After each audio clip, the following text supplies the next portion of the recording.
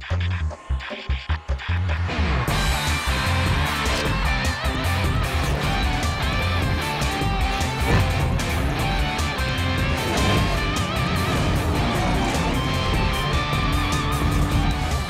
রাজশাহীর ক্রিকেটারদের অনুশীলন বয়কট নিয়ে সারা দিনের নাটকীয়তা। বিসিবি, ক্রিকেটার আর মালিক পক্ষের সভা শেষে মাঠে ফেরার আশ্বাস মিলেছে, তবে বোর্ড পরিচালকের কথায় থেকে গেছে যদি কিন্তু। দলটির পক্ষ থেকে অবশ্য অভিযোগ অস্বীকার করা হয়েছে। 24 ঘন্টার মধ্যে পারিশ্রমিক ইস্যু সমাধানের আশ্বাস দিয়েছে ফ্র্যাঞ্চাইজি কর্তৃপক্ষ। ঢাকা থেকে জরুরি ভিত্তিতে চট্টগ্রামে বিসিবি সভাপতি। সন্ধ্যা নাগাদ দেশ বিদেশে খবর হয়ে গেছে দুর্বার রাজশাহী ক্রিকেটাররা অনুশীলন বয়কট করেছেন। সমাধানে ম্যানেজমেন্ট ও ক্রিকেটারদের সাথে আলোচনা সেরেছেন সভাপতি, তবে এখনও নিশ্চয়তা দিতে পারছেন না সমাধানের। তবে ইতিবাচক হয়েছে আলোচনা। চেষ্টা করছে, এখনো সেই প্রচেষ্টা অব্যাহত আছে। হোপফুলি কালকের মধ্যে একটা সুন্দর সমাধানে আমরা আসতে পারবো। ইতিমধ্যে প্রেসিডেন্ট মহোদয় সরাসরি চেষ্টা করছেন টিম অফিসিয়াল, টিম ওনার এবং প্লেয়ারদের সাথে কথা বলে একটা সুন্দর সমঝোতার মাধ্যমে একটা সিদ্ধান্ত। ব্যাংক গ্যারান্টি পারিশ্রমিক নিয়ে কেন এত টালবাহানা, সেসবের উত্তর দেননি এই পরিচালক। তবে অপেক্ষা করতে বলেছেন ভালো খবরের জন্য। ভালো একটা পজিটিভ ভাইবস সব পক্ষের সাথে কথা বলে এগোচ্ছে। মালিক পক্ষ আছেন, উনিও আসবেন কালকে, মোস্টলি কালকে জয়েন করবেন টিমের সাথে। হোপফুলি একটা সুন্দর সমাধান আমরা আশা করি বের করতে পারবো। সকাল 10টায় অনুশীলন করার কথা থাকলেও টাকা না পাওয়ায় ক্রিকেটাররা অনুশীলন বর্জন করেন। হুমকি দিয়ে রাখেন টাকা না পাওয়া পর্যন্ত মাঠেই ফিরবেন না। তবে দল থেকে অভিযোগ অস্বীকার করা হয়েছে। টিম ম্যানেজমেন্ট এবং প্লেয়াররা এদের কারো পক্ষ থেকে বয়কট ওয়ার্ডটি যায়নি। প্লেয়াররা রেস্ট চেয়েছে যে আমাদের ম্যাচ আছে, আমরা খুব টাফ শিডিউলের ভিতর দিয়ে যাচ্ছিলাম। দ্যাটস ওয়াই তারা রেস্ট চেয়েছে, আমরা রেস্ট দিয়েছি। এর সাথে পেমেন্টের কোনো ইস্যু আসলে ছিল না। পেমেন্টেরটা অলরেডি আমরা কমিটেড যে 16 তারিখ, মানে দ্যাটস মিন আগামীকালকে দুপুরে বা বিকেল দুপুরের পর আমরা পেমেন্টগুলো দিয়ে দিব। বৃহস্পতিবার সকালে মাঠে ফেরার কথা বিজয় তাসকিনদের। 25% নগদ ও 25% চেকে দেওয়ার প্রতিশ্রুতি দিয়েছে মালিক পক্ষ। দেখার অপেক্ষা আশ্বাস মতো সবকিছু ঠিকঠাক হয় নাকি নতুন নাটকীয়তার সৃষ্টি হয়। Mazharul Islam, independent news, Chittagong. বিপিএলে কাল শুরু হচ্ছে চট্টগ্রাম পর্ব। দুপুর 1:30টায় ফরচুন বরিশাল নামবে ঢাকা ক্যাপিটালসের বিপক্ষে। সন্ধ্যা 6:30টায় মুখোমুখি হবে চিটাগং কিংস ও খুলনা টাইগার্স। 7 ম্যাচে 1 জয় ঢাকার আছে টেবিলের তলানিতে। সবশেষ ম্যাচে রেকর্ড গড়ে 149 রানের জয়ে কিছুটা আত্মবিশ্বাস ফিরেছে। লিটনের ছন্দে থাকা দলের জন্য স্বস্তির। বরিশালের বিপক্ষে ধারাবাহিকতা রাখতে চায় সুজনের দল। 5 ম্যাচে 3টি জিতে তৃতীয় অবস্থানে তামিমের বরিশাল। ঢাকাকে হারিয়ে জয়ের ধারায় ফেরার লক্ষ্য বর্তমান চ্যাম্পিয়নদের। এদিকে টানা 4র্থ জয়ে চোখ চিটাগং কিংসের। স্বাগতিক সমর্থকদের প্রত্যাশা পূরণে সর্বোচ্চ দিতে মুখিয়ে কিংস। আর হারের বৃত্ত থেকে বের হতে মরিয়া মিরাজের খুলনা টাইগার্স।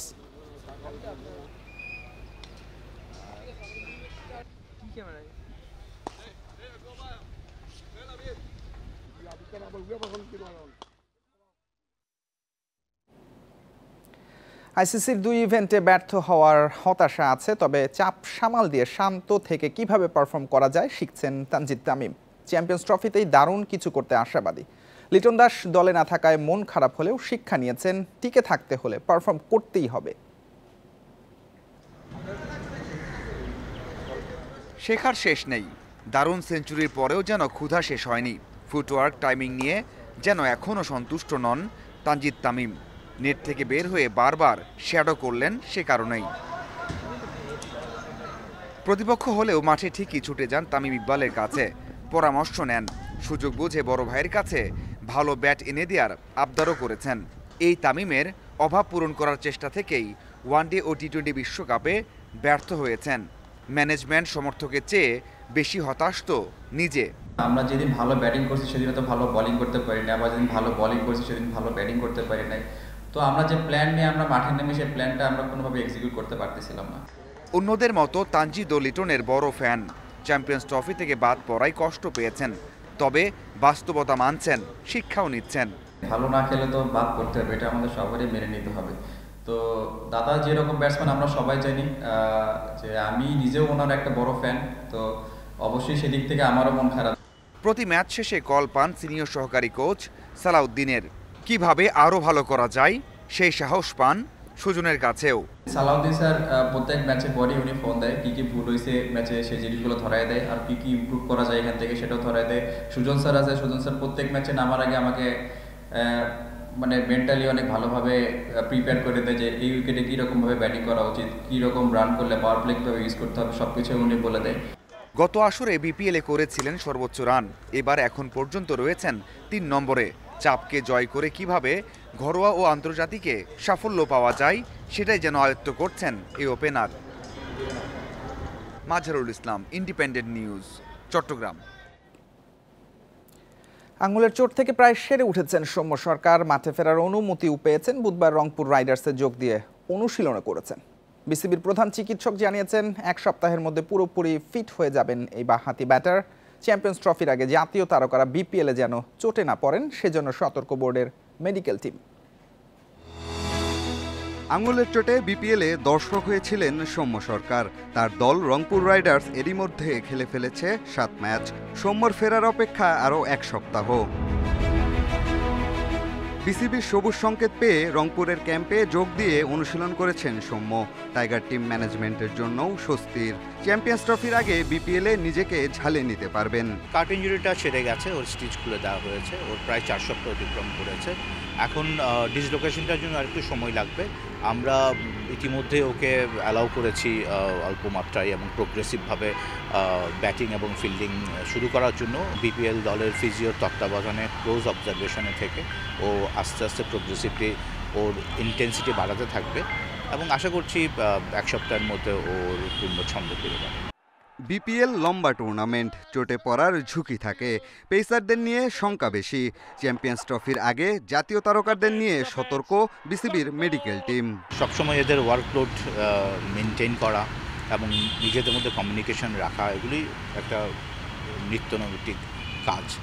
এবং বিপিএল শুরুর আগে থেকেই আমাদের যারা পেস বোলার আছে এদের বোলিং ওয়ার্কআউট সম্বন্ধে কোচ, ট্রেনার, ফিজিও এরা বসে কিন্তু আগে থেকে একটা পরিকল্পনা করেছে এবং সেই পরিকল্পনা অনুসারে কিন্তু ওদের বোলিংগুলি ডিস্ট্রিবিউশন করা হচ্ছে।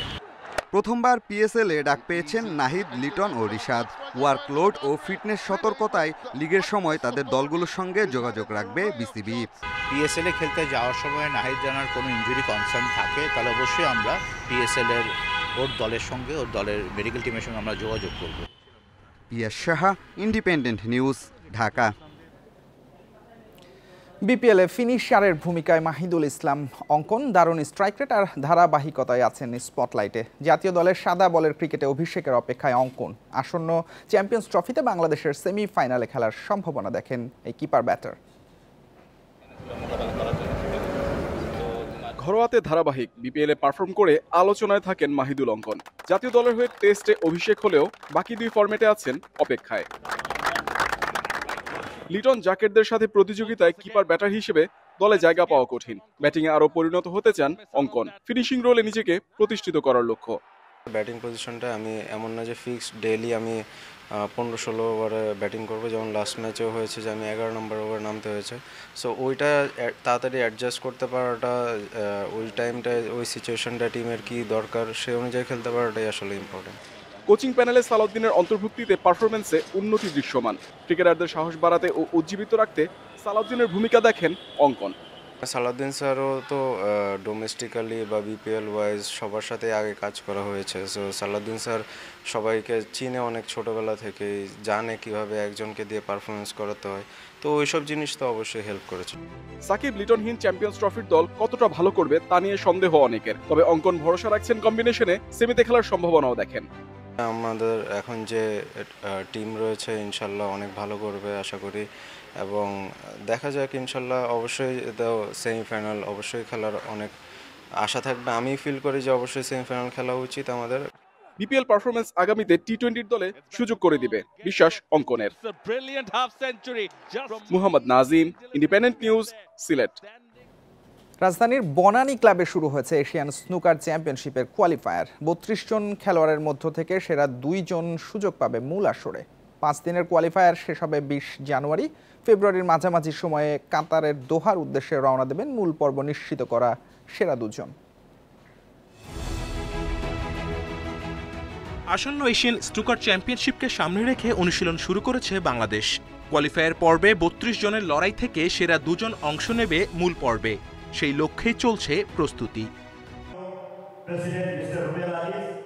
রাজধানীর বনানী ক্লাবে ৫ দিনব্যাপী আয়োজনের উদ্বোধন করেন বিলিয়ার্ড অ্যান্ড স্নুকার ফেডারেশনের সভাপতি। নতুন কমিটির অধীনে দেশব্যাপী খেলাটি ছড়িয়ে দেওয়ার আশ্বাস দেয়া হয়। তবে নিজস্ব ভবন ও পর্যাপ্ত সুযোগ সুবিধা না থাকায় সরকারের হস্তক্ষেপ চেয়েছেন তিনি। ঢাকা শহরেই তো আমাদের কয়েকটা লিমিটেড ক্লাব ছাড়া কমার্শিয়াল ক্লাব আছে কয়েকটা চিটাগাংয়ে কিছু আছে, সিলেটে অল্প আছে, খুলনাতে একটা দুটা আছে। আমাদের তো নাই। ফ্যাসিলিটি না থাকলে আমরা ডেভেলপ করবো কীভাবে? তো আমাদের যত তাড়াতাড়ি করতে পারি, যত ছড়িয়ে দিতে পারি, আশা করছি যে তারপরে গিয়ে আশা করতে পারবো। ফেব্রুয়ারি মাসে কাতারের দোহায় বসবে এশিয়ান স্নুকার চ্যাম্পিয়নশিপের আসর। এর আগে খেলোয়াড়দের প্রয়োজনীয় সব সুযোগ সুবিধা দেওয়ার আশ্বাস বনানী ক্লাবের সভাপতি রুবেল আজিজের। অলরেডি একটা প্লেয়ার এই সিলেকশন পর্বে ৮০-র উপরে ব্রেক করেছে। তো ম্যাক্সিমাম যেটা করা যায় 147, তো অলরেডি 80+ ব্রেক হয়েছে। এবং এটা আমাদের যে ইন্টারন্যাশনাল টেবিল, এই টেবিলে খেলাটা অনেক টাফ, কারণ পকেটগুলো খুব ন্যারো এবং ইন্টারন্যাশনাল আন্তর্জাতিক মানের। তো ওরা এই ইভেন্টটা এই টেবিলে প্র্যাকটিস করলে আমার মনে হয় বিদেশে গেলে ওরা ভালো করবে। আর আমরা আমাদের ফ্যাসিলিটিস ওপেন রাখবো যতক্ষণ পর্যন্ত তারা ইন্টারন্যাশনাল ইভেন্টে পার্টিসিপেট না করে, তারা এখানে প্র্যাকটিস করতে পারে। 15 জানুয়ারি থেকে শুরু হয়ে 20 জানুয়ারি পর্যন্ত চলবে কোয়ালিফায়ার পর্ব। 12 থেকে 13 ফেব্রুয়ারি দোহার উদ্দেশ্যে দেশ ছাড়বে খেলোয়াড়রা। Kamrul Hasnat, Independent News, Dhaka. এ ছিল আজকের যত খেলায় আমন্ত্রণ পরের আয়োজনে।